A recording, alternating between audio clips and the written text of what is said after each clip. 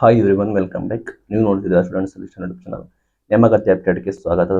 ಶಿಕ್ಷಕರ ನೇಮಕಾತಿ latest update ಕೂಡ ಏನು ತಿಳಿಸ್ಕೊಡ್ತೀವಿ. ಚಾನಲ್ಗೆ ಸಬ್ಸ್ಕ್ರೈಬ್ ಆಗಿ.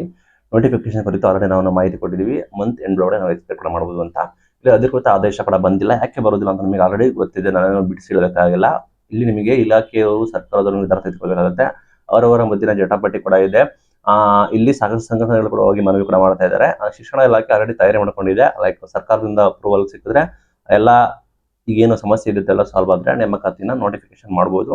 ನಮಗೆ ಲಾಸ್ಟ್ 3 to 4 ಮಂತ್ ಇದೇ ಸುದ್ದಿಗಳು ಬರ್ತಾ ಇದ್ದಾರೆ. ಅದಕ್ಕೋಸ್ಕರ ನೀವು ಯಾವುದೇ ಕಾರಣಕ್ಕೂ ಇಲಾಖೆಯನ್ನು ನಂಬ್ಕೋಬೇಡಿ. ಲೈಕ್ ನೀವು ವೆಯ್ಟ್ ಮಾಡಿ, ನೋಟಿಫಿಕೇಶನ್ ಮಾಡಲೇಬೇಕು ಇವತ್ತಲ್ಲ ನಾಳೆ. ಬಟ್ ಡೇಟ್ ಅಧಿಕೃತವಾಗಿ ಅನೌನ್ಸ್ಮೆಂಟ್ ಕೂಡ ಆಗೋದಿಲ್ಲ. ಲೈಕ್ ನೀವು ತಯಾರಿ ನೋಡ್ಕೊಳ್ಳಿ. ಎಲ್ಲ ರೀತಿ ನಿಮಗೆ ಗೊತ್ತಿರೋ ಹಾಗೆ ಸರ್ಕಾರದಿಂದ ಮಾಹಿತಿ ಬಂದಿದೆ. ಸ್ವತಃ CM ಅವರು ಹೇಳಿಕೆ ಕೊಟ್ಟಿದ್ರು, ನೇಮಕಾತಿಯನ್ನು ಮಾಡಲೇಬೇಕಾಗುತ್ತೆ. ಬಿಕಾಸ್ ಬೇರೆ ಬೇರೆ ಇಲಾಖೆ ನೇಮಕಾತಿ ಕೂಡ ಕಳೆದಿದ್ದಾರೆ. ನಿಮ್ಮ ನೇಮಕಾತಿ ಕೂಡ ಮಾಡಬೇಕಾಗುತ್ತೆ. ವೆಯ್ಟ್ ಮಾಡಿ, ನಮ್ಮ ಚಾನಲ್ ಡೈಲಿ ನಿಮಗೆ ಅಪ್ಡೇಟ್ ಕೊಡ್ತೀವಿ. ನಂತರ ಹುದ್ದೆಗಳ ಸಂಖ್ಯೆ ಕುರಿತು ನಿಮಗೆ ಕೆಲವರು 15 ರಿಂದ 18,000 ಹುದ್ದೆಗಳು ಅಂತ ಕೂಡ ಹೇಳ್ತಾ ಇದ್ದಾರೆ. ಕೆಲವೊಂದು ಸಂಘಟನೆಗಳು ಅವರವರಲ್ಲಿ ಕನ್ಫ್ಯೂಷನ್ ಇದೆ.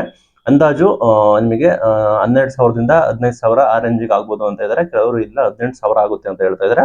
ಅಲ್ಲಿ PU ಲೆಕ್ಚರ್ಸ್ ನೇಮಕಾತಿ ಇದೆ, ಪ್ಲಸ್ ಕ್ರೈಸ್ ನೇಮಕಾತಿ ಇದೆ, IT ಟೀಚರ್ಸ್ ನೇಮಕಾತಿ ಇದೆ, ಪ್ಲಸ್ ದೈಹಿಕ ಶಿಕ್ಷಣ ನೇಮಕಾತಿ ಇದೆ, GPST PhD ಲೆಕ್ಚರ್ಸ್ ಕೂಡ ಇದೆ. ಎಲ್ಲ ನೇಮಕಾತಿ ಕೂಡ ಸೇರಿ ಅಂದಾಜು ನಿಮಗೆ 15,000 ಮೇಲೆ ಹೋಗ್ಬೋದು ಅಂತ ಕೂಡ ಮೂಲಗಳ ಮಾಹಿತಿ ಬರ್ತಾ ಇದೆ.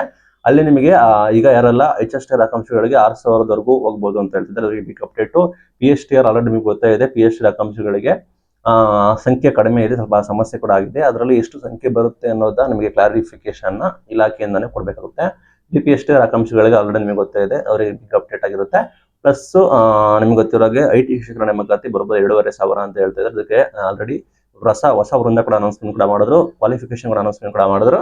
ಅದನ್ನ ಶಿರೋದ ಅನೌನ್ಸ್ಮೆಂಟ್ ಕೂಡ ಮಾಡ್ತಾರೆ. ಅದು ಬಂದ್ಬಿಟ್ಟು ಹುದ್ದೆಗಳ ಸಂಖ್ಯೆ ಕಡಿಮೆ ಇರೋ ಕಾರಣ ಅದು ಬೇಗನೆ ಆಗ್ಬೋದು. ಇನ್ನು ಕ್ರೈಸ್ತು ಆಲ್ರೆಡಿ ನಿಮಗೆ ಗೊತ್ತಿರುವಾಗ ಅದು ಕೂಡ ಹುದ್ದೆಗಳ ಸಂಖ್ಯೆ ಕಡಿಮೆ ಇದೆ. ಅದು ಕೂಡ ಆದಷ್ಟು ಬೇಗನೆ ನೇಮಕಾತಿ ಪ್ರಕ್ರಿಯೆಯನ್ನು ಕಾಲ್ ಮಾಡಬಹುದು. ಈ ಸಮಸ್ಯೆ ಏನು ಶಿಕ್ಷಣ ನೇಮಕಾತಿ ಅಂದ್ರೆ ಹುದ್ದೆಗಳ ಸಂಖ್ಯೆ ಜಾಸ್ತಿ ಇದೆ. ಅದಕ್ಕೋಸ್ಕರ ಸೂಕ್ಷ್ಮವಾಗಿ ನೀಟಾಗಿ ತಯಾರಿ ಮಾಡ್ಕೊಂಡು ನೇಮಕಾತಿ ಪ್ರಕ್ರಿಯೆಯನ್ನು ಶುರು ಮಾಡಬೇಕಾಗುತ್ತೆ. ಒಂದು ಬಾರಿ ನಿಮಗೆ ಅಲ್ಲ ನೋಟಿಫಿಕೇಶನ್ ಕೂಡ ಎಲ್ಲ ಆದ್ರೆ ಆಲ್ರೆಡಿ ನಿಮಗೆ ನೇಮಕಾತಿ ಪ್ರಕ್ರಿಯೆ ಶುರು ಆಗುತ್ತೆ.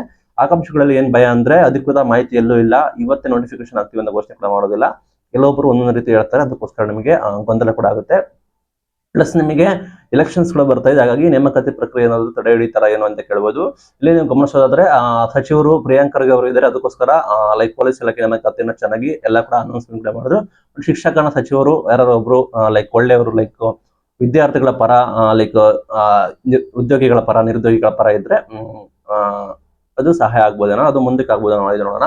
ಲೇಟೆಸ್ಟ್ ಅಪ್ಡೇಟ್ ಕೂಡ ಇದಿವೆ. ಇವತ್ತಿನ ಬಿಗ್ ಅಪ್ಡೇಟ್ ಕೂಡ ಬರುತ್ತೆ ಅಂತ ಹೇಳ್ತಿದ್ದಾರೆ. ಬಟ್ ಇಲಾಖೆಗೆ ಭೇಟಿ ನೀಡ್ತಾ ಇದ್ದಾರೆ.